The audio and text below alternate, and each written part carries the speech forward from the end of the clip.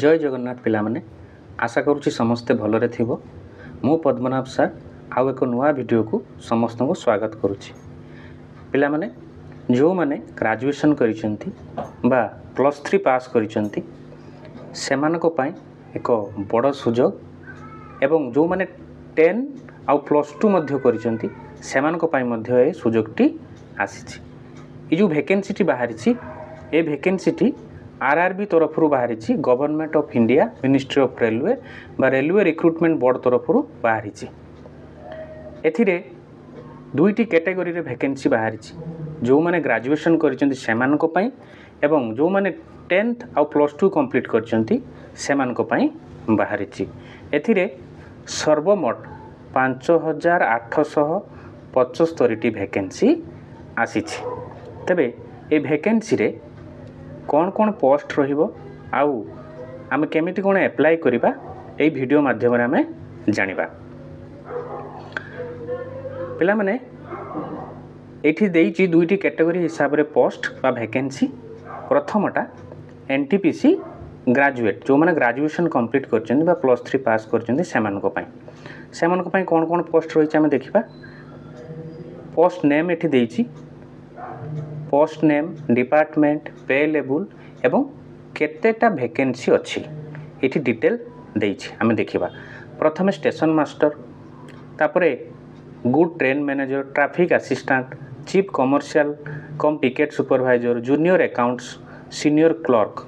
तो ये जो ग्रेजुएशन लेवल जो वैकेंसी बाहरी ता सर्वमोट बाहरी 5817 टी एवं को डिपार्टमेंट रे बाहरी ता एठी डिटेल हमको देइछि एवं पे लेवल बा सैलरी लेवल केते कोन रहिबो तार मध्य डिटेल एठी देइछि। ये थिला ग्रेजुएशन लेवल रो जो माने 10 +2 करचंती बा अंडर ग्रेजुएट जो माने रहिचंती सेमान को पई मध्य एठी डिटेल देइछि। पोस्ट नेम रहिछि ट्रेन्स क्लर्क डिपार्टमेंट रहिछि ऑपरेटिंग पे लेवल 2 वैकेंसी 77 एई भली 1 2 3 4 रे हम देखिबा। टोटल एठी बाहरिछि 3058 टी पोस्ट जो माने 10 आ +2 पास करचंती। तो सर्वमोट जदि आमे मिसेइबा हमर सर्वमोट पोस्ट बाहरी 5875 टी। यह एक बड़ वैकेंसी बाहरी आरआरबी तरफ। तापर देखिबा कोन आमे केमिति कोन अप्लाई करिबा। यार अप्लाई रो जो डेट रहिछि एठी रहिछि ता डेट टी आमे डेट टी आउथरे देखिबा।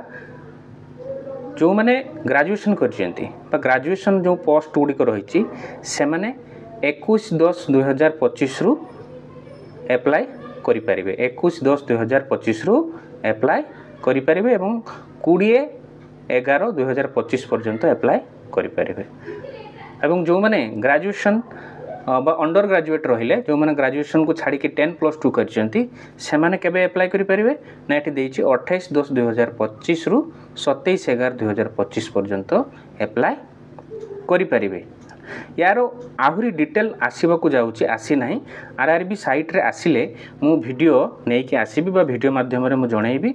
किंतु एही सब डिटेल आमे केमिति कोन पाइबा ना मोर जो अछि जॉब साथी वेबसाइट आमे सेट को जिबा ए jobsathi.co.in ताकू लॉगिन कले बा गूगल रे सर्च कले एही भली वेबसाइट खोलिबो एवं ऑल इंडिया गवर्नमेंट जॉब जो सेक्शन रहिची सेठी को गले आमे तार डिटेल पाइबा। केमिति मु देखौची एठी रहिछि आरआरबी एनटीपीसी यार रहिछि शॉर्ट नोटिस एवं वैकेंसी नोटिस आउ तार वेबसाइट को मध्य हमें केमिति जिबा नै जो लिंक देइछि आरआरबी एनटीपीसी एठी जदि हमें क्लिक करिबा हमें तार वेबसाइट को मध्य जाई परिबा एवं जेतेबेले डिटेल आसी जिवो आरआरबी तरफरु मु मध्य लिंक डिटेल्स एई वेबसाइट माध्यम रे आपण मान पाकू पहुँचो बा वेबसाइट खोलिले मध्य तुम माने पाई परिबो एवं नुआ वीडियो माध्यम रे मध्य मु जणैबी बा नै कि आसीबी।